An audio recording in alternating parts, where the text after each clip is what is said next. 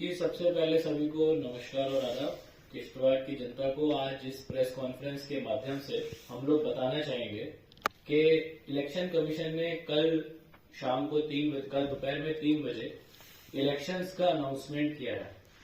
इस इलेक्शन के अनाउंसमेंट के तुरंत बाद मॉडल कोड ऑफ कंडक्ट लागू हो जाता है। मॉडल कोड ऑफ कंडक्ट क्या होता है, इसको अगर सिंपल भाषा में बताएं तो सभी लोगों को एक लेवल प्लेइंग फील्ड मिले, सभी पॉलिटिकल पार्टीज को बराबर मौका मिले और किसी के साथ कोई जास्ती ना हो, किसी को अनड्यू फेवर ना हो। तो उसको इम्प्लीमेंट करने के लिए जो जो एक्शंस ग्राउंड पे लेने होते हैं वही मॉडल कोड के अंदर आते हैं। इसमें मैं आपको बताना चाहूंगा कि किश्तवाड़ क्योंकि कठुआ उधमपुर पार्लियामेंट्री कॉन्स्टिट्यूएंसी का पार्ट है, तो फर्स्ट फेज में यानी कि 19 अप्रैल को हमारे यहाँ पे चुनाव होंगे। आने वाले कुछ दिनों में 20 मार्च को नोटिफिकेशन आ जाएगा। नोटिफिकेशन के बाद नॉमिनेशंस का प्रोसेस शुरू हो जाएगा और ये प्रोसेस शुरू होने के बाद फिर कैंडिडेट्स का स्क्रूटिनी, उनका विड्रॉल और कैंपेनिंग खत्म होने के बाद फाइनली 19 तारीख को चुनाव। तो ये सारा शेड्यूल कल इलेक्शन कमीशन ऑफ इंडिया ने पूरे देश के सामने रखा है। मॉडल कोड के बारे में मैं आपको खासतौर से बताना चाहूंगा। रिप्रेजेंटेटिव ऑफ पीपल एक्ट 1951 के अंदर कुछ इंपॉर्टेंट सेक्शंस हैं। ये सेक्शंस बात करते हैं कि कोई भी आज की तारीख से होने वाली प्रिंटिंग किसी भी प्रिंटिंग प्रेस में जब होगी तो वहां पे पब्लिशर का और प्रिंटर का नाम प्रिंट होना मैंडेटरी, अनिवार्य है। अगर ऐसा नहीं होता है तो इसको मॉडल कोड का वायलेशन माना जाएगा। दूसरा एक जो एलिमेंट है कि जितने भी हमारे कंटेस्टिंग कैंडिडेट्स होंगे सेक्शन 77 के अंदर उन सब ने अपने बैंक अकाउंट्स एक्सपेंडिचर के अलग से खुलवाने हैं और उन्हीं अकाउंटों के थ्रू वो अपना ग्राउंड पे खर्चा करेंगे।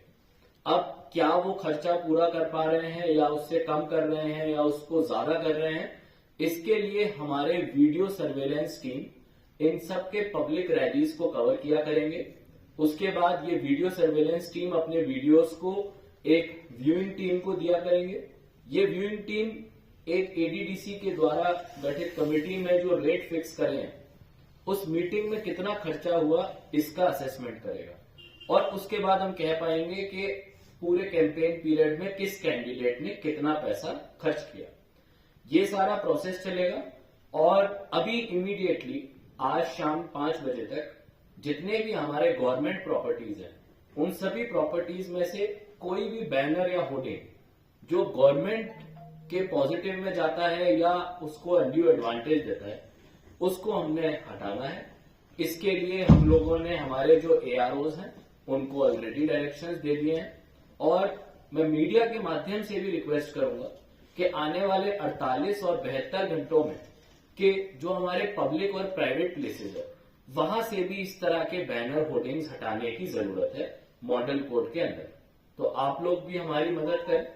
साथ साथ हमारा एक कंट्रोल रूम का हेल्पलाइन भी अवेलेबल रहेगा जिसका आपको नंबर शेयर कर दिया जाएगा। एक पोस्टर के थ्रू आप भी उसको वाइडली सर्कुलेट कर सकते हैं और आने वाले 1 महीना क्योंकि चुनाव है तो हम लोग आपके साथ बहुत क्लोजली काम करेंगे। हमारी कोशिश होनी चाहिए कि एक मीडिया सर्टिफिकेशन कमेटी है, उस कमेटी में जितने भी हमारे news channel, social media channel आजकल खबरें चलाते हैं, सबसे पहले तो अगर कोई पॉलिटिकल पार्टी कोई भी अपनी खबर चलाती है आपके थ्रू या प्रिंट के थ्रू, वो प्री सर्टिफाई होती है। यानी कि क्या वो मॉडल कोड के अंदर है, क्या वो किसी गाइडलाइंस का वायलेशन करता है, क्या वो लड़ाई को प्रमोट करता है, क्या वो कोई नेगेटिव सेंटीमेंट प्रमोट करता है, क्या वो किसी और कैंडिडेट के लिए पर्सनल रिमार्क्स देता है। ये सारी चीजों को हम प्री सर्टिफाई करेंगे किसी भी मीडिया चैनल पे आपका किसी भी पार्टी का कंटेंट चलाने से पहले। तो मेरी सभी मीडिया वालों से रिक्वेस्ट है कि आप इसके बारे में कुलदीप जी से जानकारी ले लें। दूसरा एक जो चीज है पेड न्यूज, यानी कि अभी कोई भी न्यूज चलेगा उसमें हमारी एक टीम रहेगी जो ये देखेगी कि क्या इसको पेड न्यूज बोला जाए, यानी कि वो न्यूज जो कि सिर्फ फैक्ट्स पे आधारित ना होके किसी एक कैंडिडेट के फेवर में या उसको अनड्यू एडवांटेज देने के फेवर में है।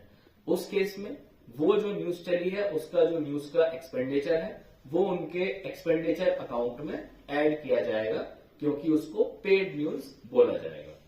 तो यही हमारी तरफ से मेन पॉइंट्स है। कंट्रोल रूम, मीडिया की एक कमिटी, साथ साथ हमारे 24, 48 और 72 घंटे में होने वाले जो अभी एक्शन है हम लोग लेने वाले हैं, और इलेक्शन का ओवरऑल शेड्यूल, ये सब आपकी जानकारी के लिए आज हमने आपके सामने रखा है। सर, एम्प्लॉइज पर जितने भी हमारे गवर्नमेंट एम्प्लॉयज है, चाहे वो मॉडल कोड हो या मॉडल कोड ना हो, पॉलिटिकल एक्टिविटीज में उनका भाग लेना पहले से ही बंद है। अगर इसमें हमको कोई वायलेशन दिखता है तो मीडिया के माध्यम से भी, और हमारी जो मॉनिटरिंग टीम अलग अलग जगह सर्वेलेंस कर रही है, किसी भी पब्लिक इवेंट में हम लोग अपनी वीडियो सर्वेलेंस टीम को भेज रहे हैं। अगर हमको कोई गवर्नमेंट सर्वेंट वहां पे पाया जाता है तो उसके खिलाफ इमीडिएट एक्शन लिया जाएगा, डिसिप्लिनरी एक्शन लिया जाएगा। दूसरा, जो अल्कोहल का और पैसे का मसला है, इसके लिए भी हमारी फ्लाइंग स्क्वाड्स तैनात है। यहाँ पे 6 वाइन शॉप्स हैं डिस्ट्रिक्ट किश्तवाड़ में। इन 6 वाइन शॉप्स में कितना स्टॉक आ रहा है, कितना जा रहा है, क्या कोई बल्क सेल हो रही है, इसके लिए फ्लाइंग स्क्वाड और एक्साइज की टीम अपने लेवल पे सारी कार्रवाई करेगी, और हर जगह पे सीसीटीवी कैमरे के थ्रू भी मॉनिटरिंग की जाएगी। सर, हमेशा जी, हम लोगों ने एक सुविधा पोर्टल है, एक ऐप है इलेक्शन कमीशन की।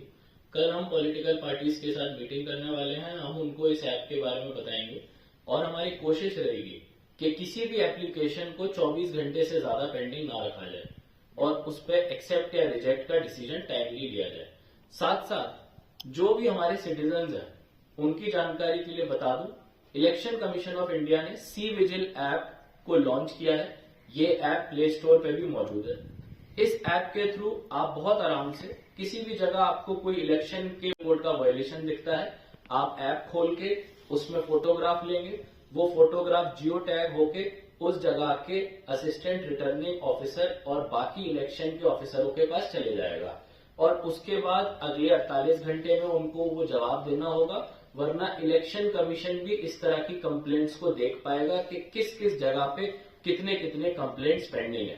तो मुझे लगता है सी विजिल एक बहुत अच्छा टूल रहेगा, जिससे कि सिटीजन भी और मीडिया लोग भी अपनी एक पॉजिटिव भागीदारी इस इलेक्शन में दिखा सकते हैं। सर, कितने इस बार ऐड हुए और कितना क्या, थोड़ा सा इसमें बता दीजिए। हमारे अभी टोटल जो पोलिंग स्टेशन है 405 है।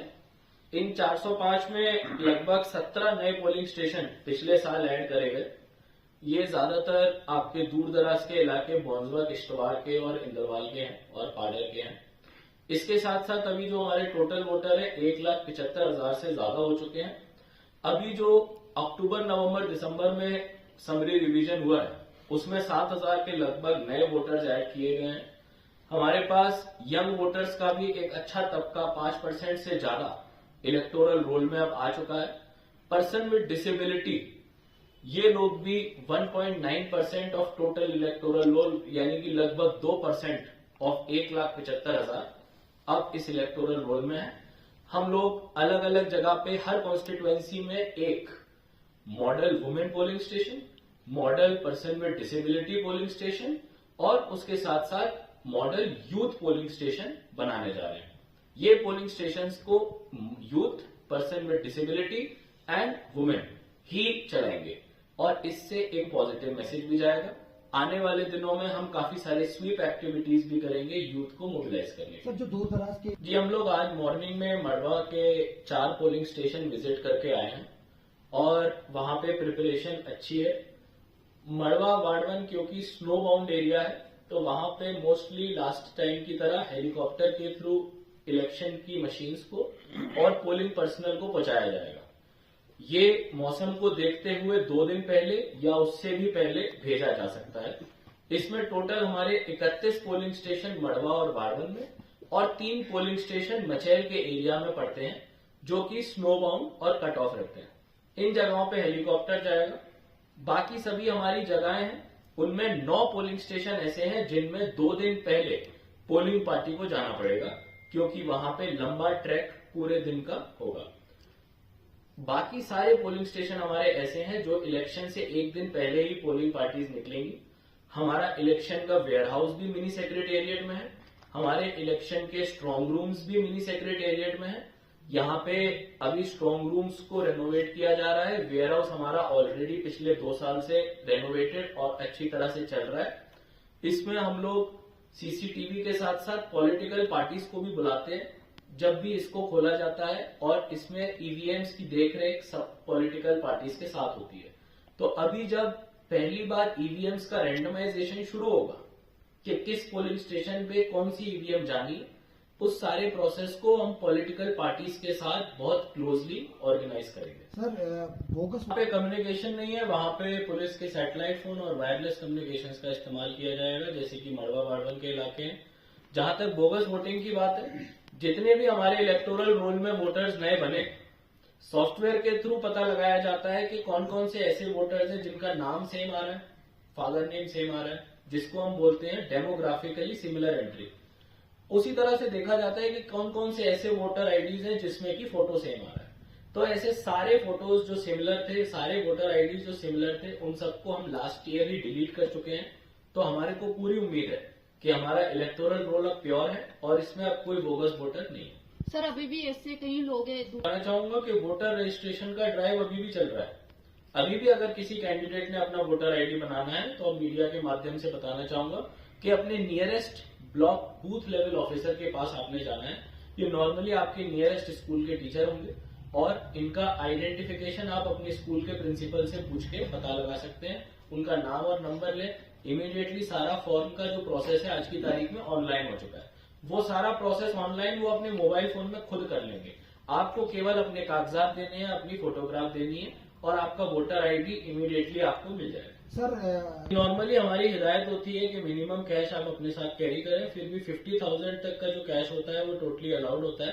50,000 को जो कैश एक्सीड करता है, अगर हमको लगता है कि किसी पॉलिटिकल रीजन से ये कैश ले जाया जा रहा है, तो जो फ्लाइंग स्क्वाड्स और स्टैटिक सर्विलेंस टीम नाकों पे चेकिंग करती है, उस समय वो अपना एक डिसीजन लेती है दो कैटेगरीज में। अगर जो भी पैसे को लेके जा रहा है वो प्रूव कर सकता है कि ये इलेक्शन पर्पस के लिए नहीं है, तो उसका हम रिकॉर्ड लेके अपने नोट में रखे उसको हम जाने देते हैं। और अगर हमको लगता है कि ऐसा कोई केस आ सकता है जिसमें कि ये इलेक्शन से जुड़ा हुआ है, उस समय हम कैश को सीज करते हैं। इलेक्शन को लेकर लोगों के लिए क्या मैसेज है? इलेक्शन के लिए लोगों को देके मैसेज है कि ये डेमोक्रेसी का सबसे बड़ा फेस्टिवल है और जैसे कि आपको पता है 7 फेजेज में किश्तवाड़ में पहले फेज में चुनाव हुआ है, तो हम लोग ज्यादा से ज्यादा तादाद में बाहर हैं। पिछली बार जो हमारा वोटर टर्नआउट था पार्लियामेंट्री में लगभग 60% था। हमारे को पूरी कोशिश है कि आने वाले समय में हम इसको 70% क्रॉस करेंगे।